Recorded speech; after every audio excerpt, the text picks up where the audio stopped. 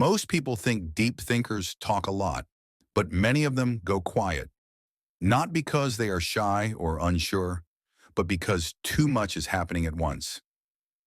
Have you ever paused a movie? Not to check your phone, but because a single line opened a trail of thoughts you had to follow, or reread a message 3 times.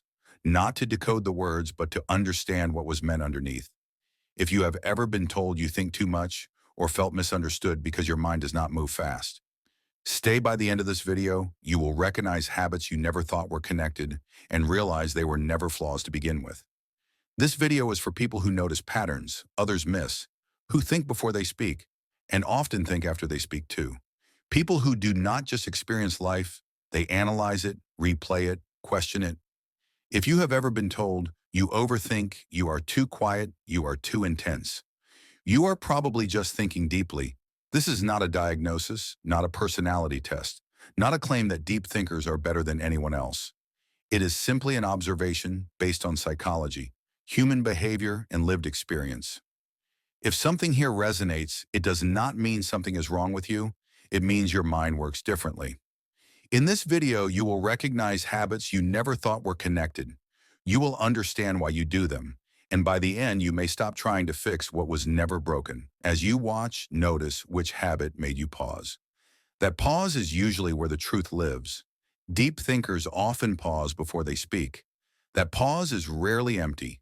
It is crowded. While the room keeps moving, their mind briefly steps back, almost like taking one quiet step away from noise. They are not searching for something to say. They are deciding what deserves to be said. In that pause, they weigh meaning, impact truth. A sentence forms, then gets adjusted, then softened, then sometimes discarded entirely. Their silence is not absence. It is filtration. They are asking questions most people never slow down enough to ask. Is this accurate or just reactive? Is this necessary? Or am I speaking to fill space? Is this kind or will it land heavier than intended?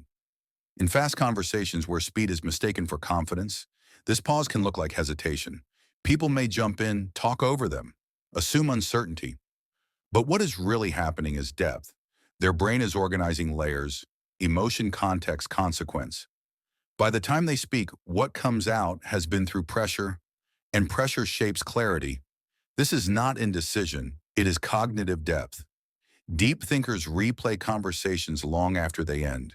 The room is empty, the message has been sent, everyone else has moved on. But their mind stays, not to punish itself, not to spiral, but to understand. They rewind moments like a quiet investigator. That pause before the reply, the slight change in tone, the smile that did not reach the eyes. They ask questions silently. Why did I feel a shift there? What changed in the energy? What was said and what was left unsaid? They replay timing. What came too early? What came too late? What landed heavier than intended? What others call rumination is often a mind running a social debrief, trying to map human behavior, trying to refine connection, trying to do better next time. The cost is real mental fatigue. A mind that struggles to power down nights where sleep is delayed by one last replay. But there is also a return, because this habit builds awareness. It sharpens empathy.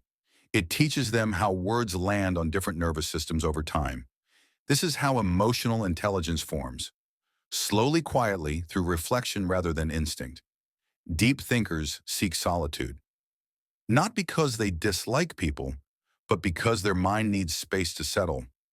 Social interaction is not just talking, it is listening.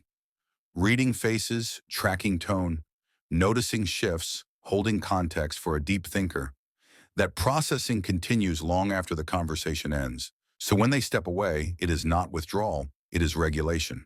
Solitude is where their nervous system exhales. In quiet moments, they are not bored, they are organizing. Thoughts begin to line up, emotions find names, experiences soften into meaning.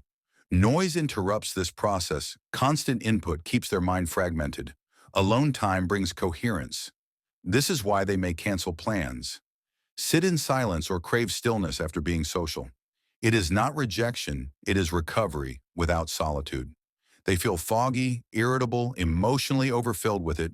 They return clearer, more present, more themselves. This is not avoidance, it is maintenance. Just like sleep for the body. Solitude is sleep for the mind. Deep thinkers absorb emotion before they respond to it. They walk into a room and feel the temperature shift. Not physical, emotional. A slight tension, a forced laugh, a heaviness no one names. Their nervous system registers it instantly. They do not just hear words. They feel the space around them. Someone says they are fine, but the tone says otherwise. And the deep thinker holds both. This makes them deeply empathetic. They sense what others carry, even when it is unspoken. But it also means they take on more than they realize. Emotions linger, not only their own but borrowed ones. They may leave conversations feeling tired, confused, heavy without knowing why. It is not weakness, it is permeability. Their mind does not have thick emotional walls. It has open windows. This openness allows deep connection, but it also requires recovery, without space to release what they absorb. They can feel overwhelmed, overstimulated, emotionally saturated when supported. This trait becomes intuition, compassion, and profound understanding. When unsupported, it becomes exhaustion.